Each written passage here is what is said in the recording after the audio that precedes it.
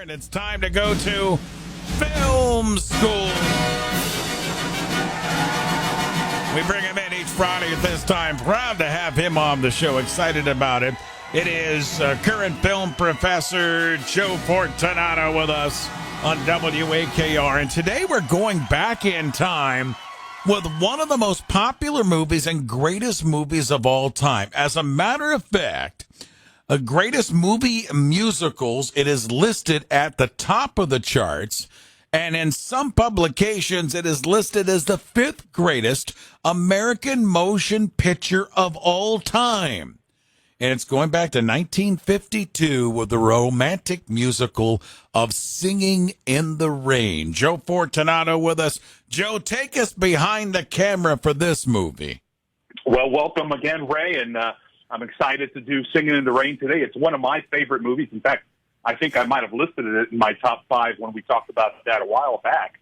And as you so eloquently said, it's way up there in the top of most film lists. It's generally regarded as the number one musical of all time. The irony is that it didn't start out that way. It didn't win any Oscars. It was this is the 70th anniversary, I should mention, too, which is one of the reasons we're celebrating it today. But it didn't win any Oscars. It was the number 10 grossing film of that year. So it made money. It did okay. It was pretty well received. But number 10 is nothing to write home about for one of the greatest movies of all time. It really just became legendary years later, and it's grown in stature ever since. And now it's pretty consistently in a top 20 list, no matter what list you're looking at. It was written by Betty Comden and Adolph Green. And the irony or the interesting fact about this musical is most musicals come from another source, very often a Broadway musical. And this one was not. This one was created for the screen. Most people aren't aware of that they had a number of songs that were already in the catalog that were written in the 20s, and they wanted to put them all together into one musical. So Comden and Green had to sort of write a story to use up all of these songs that were from a different era. And since most of them were from the 20s, they came up with the idea of talking about when sound came in to the Hollywood, to motion pictures in the late 20s. And that's the premise of this movie, is that sound is coming in and it's hurting a lot of actors and actresses, which was true. So there's actually some historical truth to the film as well. It's interesting, too, when you look at the film, because, as we mentioned, one of the top films of all time, but certainly they had their obstacles to get this thing done. Debbie Reynolds, as a matter of fact, I was reading, they had to dub her voice out of a couple of the songs, and also Gene Kelly was extremely sick in some of the filming as he was dancing in the rain and such, so they had obstacles.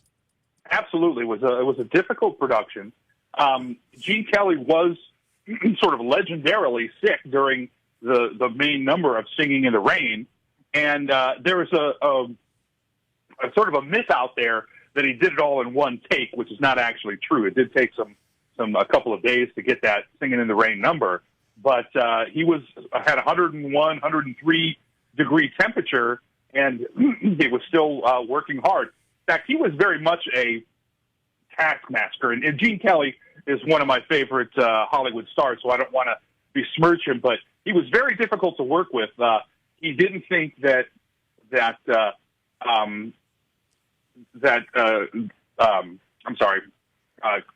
Reynolds, I couldn't get the name out there, who was a newcomer at the time, could really dance. And of course, she did very well on screen, but she's working with legendary dancers like Gene Kelly and Donald O'Connor.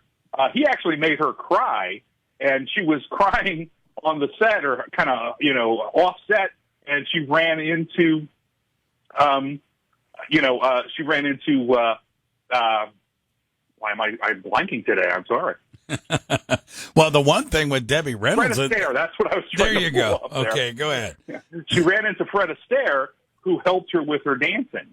Donald O'Connor was...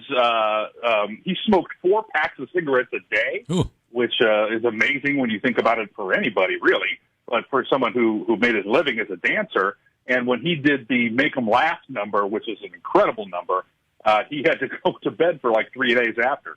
Wow. With us is Joe Fortunato. Again, Joe, current film professor as we're at film school when we talk about Singing in the Rain. But, Joe, when everything was said and done, one of the top grossing films of that era once they all got it put together. Well, like I said, it was the 10th grossing film of the year. So it was in the top 10, but it wasn't the juggernaut that you might think of it being today. It's really been appreciated. Like I said, it didn't win any Oscars. Jean Hagen was nominated for Best Supporting Actress.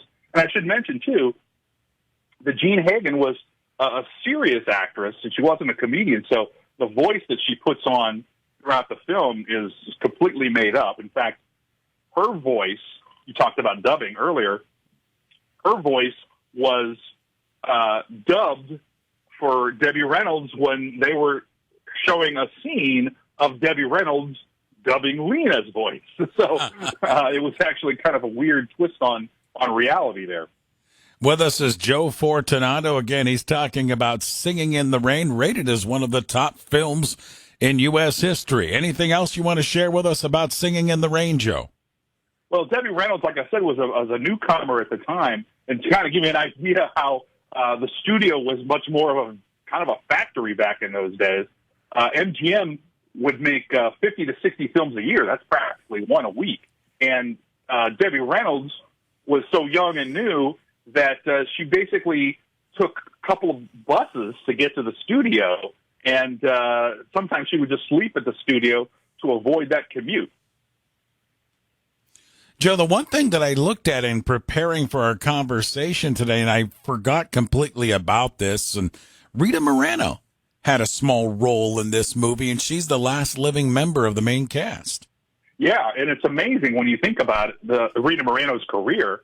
I mean, we're celebrating the 70th anniversary of this film, so I'm not exactly sure, how old she was at the time, but let's guess in her late teens or 20s.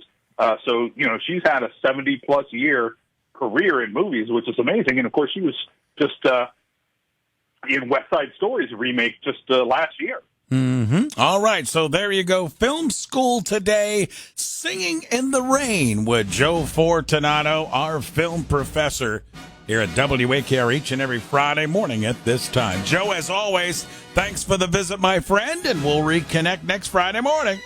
Thanks, Fred. There you go. Joe Fortunato, Film School, here on 93.5, 1590 WAKR.